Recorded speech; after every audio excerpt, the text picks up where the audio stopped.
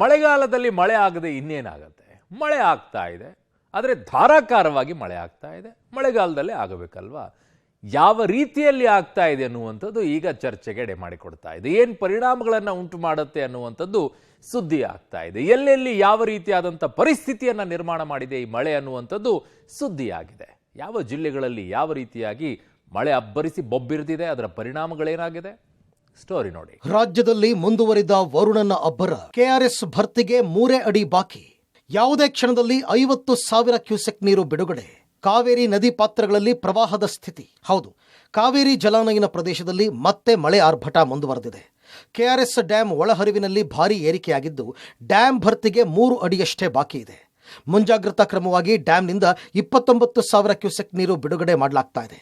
ಇಂದು ರಾತ್ರಿ ಅಥವಾ ನಾಳೆಯ ಒಳಗಾಗಿ 50,000 ಕ್ಯೂಸೆಕ್ ನೀರು ಬಿಡುಗಡೆ ಮಾಡುವ ಸಾಧ್ಯತೆ ಇದೆ.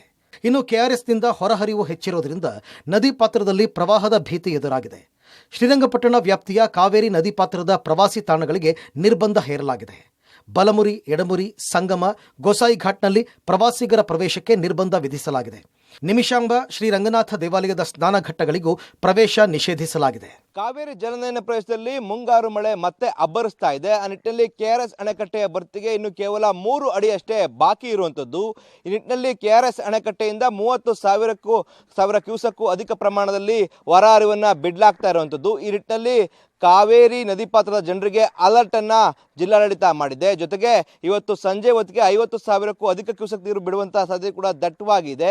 ಈ ನಿಟ್ಟಿನಲ್ಲಿ ಕಾವೇರಿ ನದಿ ತಟದಲ್ಲಿ ಬರುವಂತಹ ಪ್ರವಾಸಿ ತಾಣಗಳಿಗೂ ಕೂಡ ನಿರ್ಬಂಧ ಏರಲಾಗಿರುವಂಥದ್ದು. ಇದರೊಟ್ಟಿಗೆ ಕೂಡ ಏನು ಕಾವೇರಿ ನದಿ ಪಾತ್ರದಲ್ಲಿ ಪಿಂಡ ಪ್ರದಾನ ಏನ್ ಮಾಡ್ತಾ ಇದ್ರು ಅದಕ್ಕೂ ಕೂಡ ನಿರ್ಬಂಧ ಸದ್ಯಕ್ಕೆ ಏರಲಾಗಿದೆ. ಬೆಳಗಾವಿಯಲ್ಲೂ ಮಳೆಯ ಅಬ್ಬರ. ದೇವಸ್ಥಾನಗಳೇ ಮುಳುಗಡೆ. ಬೆಳಗಾವಿಯಲ್ಲಿ ಮುಂಗಾರು ಮಳೆ ಜೋರಾಗಿದೆ. ಭಾರಿ ಮಳೆಗೆ ಬೆಳಗಾವಿ ನಗರದ ಪೋಸ್ಟ್ ಆಫೀಸ್ ಬಳಿ ರೈಲ್ವೆ ಸ್ಟೇಷನ್ ರಸ್ತೆಯಲ್ಲಿ ಬೃಹತ್ ಮರ ಧರೆಗುರುಳಿದೆ.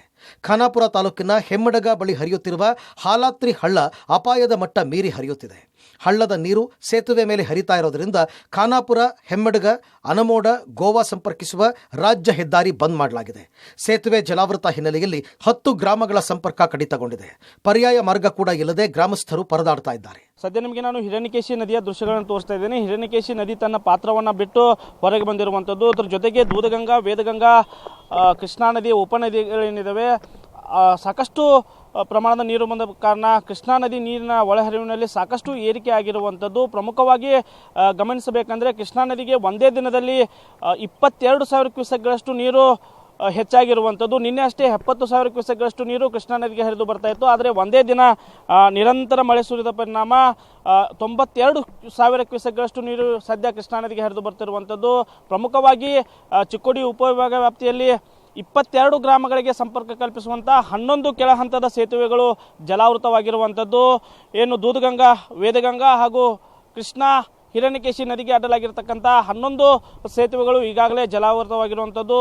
ಏನು ದೂದಗಂಗಾ ನದಿ ತೀರದ ಕಾರದ್ಗಾ ಗ್ರಾಮದ ಬಂಗಾಲಿ ಬಾಬಾ ದರ್ಗಾ ಕೂಡ ಜಲಾವೃತವಾಗಿರುವಂಥದ್ದು. ಇನ್ನೂ ಕೂಡ 2-3 ದಿನಗಳ ಕಾಲ ಭಾರಿ ಪ್ರಮಾಣದ ಮಳೆ ಆಗುವ ಮುನ್ಸೂಚನೆಯನ್ನು ಹವಾಮಾನ ಇಲಾಖೆ ನೀಡಿರುವಂಥದ್ದು.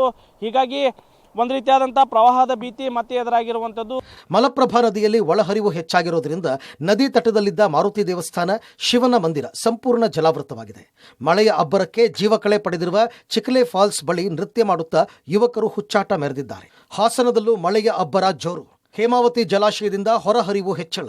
ಹಾಸನ ಭಾಗದ ಸಕಲೇಶ್ಪುರ, ಆಲೂರು, ಅರಕಲಗೂಡು, ಬೇಲೂರು ಭಾಗದಲ್ಲಿ ಮಳೆಯಾಗ್ತಾ ಇರೋದ್ರಿಂದ ಹೇಮಾವತಿ ನದಿ ನೀರಿನಲ್ಲಿ ಒಳಹರಿವು ಹೆಚ್ಚಾಗ್ತಾ ಇದೆ. ಗೊರೂರಿನಲ್ಲಿರುವ ಹೇಮಾವತಿ ಜಲಾಶಯದಿಂದ 6 ಕ್ರಸ್ಟ್ ಗೇಟ್ಗಳ ಮೂಲಕ ನೀರು ಬಿಡುಗಡೆ ಮಾಡಲಾಗಿದೆ. ಹೇಮಾವತಿ ಜಲಾಶಯಕ್ಕೆ ಒಳಹರಿವು ಹೆಚ್ಚಿರೋದ್ರಿಂದ ಹೊಳೆಮಲ್ಲೇಶ್ವರ ದೇವಾಲಯದ ಮೆಟ್ಟಿಲುಗಳು ಜಲಾವೃತವಾಗಿವೆ. ಆಲೂರು ತಾಲೂಕಿನ ಬಡಗಿಕೊಪ್ಪಲು ಗ್ರಾಮದಲ್ಲಿ ವಾಸದ ಮನೆಯ ಗೋಡೆ ಕುಸಿದಿದೆ. ಅದೃಷ್ಟವಶಾತ್ ಮನೆಯಲ್ಲಿದ್ದವರು ಪ್ರಾಣಾಪಾಯದಿಂದ ಪಾರಾಗಿದ್ದಾರೆ. ಇನ್ನು ಬೆಣಗಿನ ಹಳ್ಳ ಉಕ್ಕಿ ಹರಿದು ಕುಟುಂಬಗಳು ಸಂಕಷ್ಟಕ್ಕೆ ಸಿಲುಕಿದೆ. ಹಳ್ಳದ ಮತ್ತೊಂದು ಬದಿಯಲ್ಲಿ ಇರುವ ಜಮೀನುಗಳಿಗೆ ತೆರಳಲಾಗದೆ ಗ್ರಾಮಸ್ಥರು ಪರದಾಡುತ್ತಾ ಇದ್ದಾರೆ. ಜಮೀನಿಗೆ ಹೋಗಿ ಬರಲು 16 ಕಿಲೋಮೀಟರ್ ಸುತ್ತಾಡಬೇಕಾದ ಪರಿಸ್ಥಿತಿ ಎದುರಾಗಿದೆ. ಸೇತುವೆ ನಿರ್ಮಿಸಿಕೊಡದ ಅಧಿಕಾರಿಗಳು, ಜನಪ್ರತಿನಿಧಿಗಳ ವಿರುದ್ಧ ಗ್ರಾಮಸ್ಥರು ಆಕ್ರೋಶ ವ್ಯಕ್ತಪಡಿಸಿದ್ದಾರೆ. ನಾವೀಗ ದೃಶ್ಯದಲ್ಲಿ ಗಮನಿಸಬಹುದು, ಇದು ಸಕಲೇಶ್ಪುರ ತಾಲೂಕಿನ ದೋನಹಳ್ಳಿ ಅಂತಕ್ಕಂಥ ಗ್ರಾಮ. ಈ ಗ್ರಾಮದ ಪಕ್ಕದಲ್ಲಿ ಮಜಗನಹಳ್ಳಿ ಅಂತ ಗ್ರಾಮ ಇದೆ. ಮಜಗನಹಳ್ಳಿ ಗ್ರಾಮದ ಮೂಲಕ ಹಾನುಬಾಳು ಸೇರಿದಂತೆ ಪಟ್ಟಣ ಪ್ರದೇಶಕ್ಕೆ ತೆರಳತಕ್ಕಂತಹ ಒಂದು ಪ್ರಮುಖವಾದಂತಹ ರಸ್ತೆ ಇದೆ. ಆದರೆ ಮಜಗನಹಳ್ಳಿ ಗ್ರಾಮದವರು ದೋನಹಳ್ಳಿಗೆ ಬರಲಿಕ್ಕೆ, ದೋನಹಳ್ಳಿ ಗ್ರಾಮದವರು ಮಜಗನಹಳ್ಳಿಗೆ ಬರಲಿಕ್ಕೆ ಯಾವುದೇ ಸೇತುವೆ ಇಲ್ಲ. ಯಾಕೆಂದರೆ ಇದ್ದಂತಹ ಸೇತುವೆ ಸಹ ಮಳೆಗಾಲದಲ್ಲಿ ಕೊಚ್ಚಿ ಹೋಗಿದೆ. ಆದರೂ ಸಹ ಇಲ್ಲಿ ನಿರ್ಮಾಣವನ್ನು ಮಾಡಲಿಕ್ಕೆ ಸ್ಥಳೀಯ ಜನಪ್ರತಿನಿಧಿಗಳಲ್ಲಿ, ತಾಲೂಕು ಆಡಳಿತದಲ್ಲಿ ಮುಂದಾಗಿಲ್ಲ. ಯಾಕೆಂದರೆ ಇವರಿಗೆ ಸರಿಯಾದ ರಸ್ತೆ ವ್ಯವಸ್ಥೆ ಇಲ್ಲ. ಆ ರಸ್ತೆ ವ್ಯವಸ್ಥೆ ಸರಿ ಇದ್ದಿದ್ರೆ ಅವರು ರಸ್ತೆ ಮೂಲಕ ತೆರಳ್ತಾ ಇದ್ರು.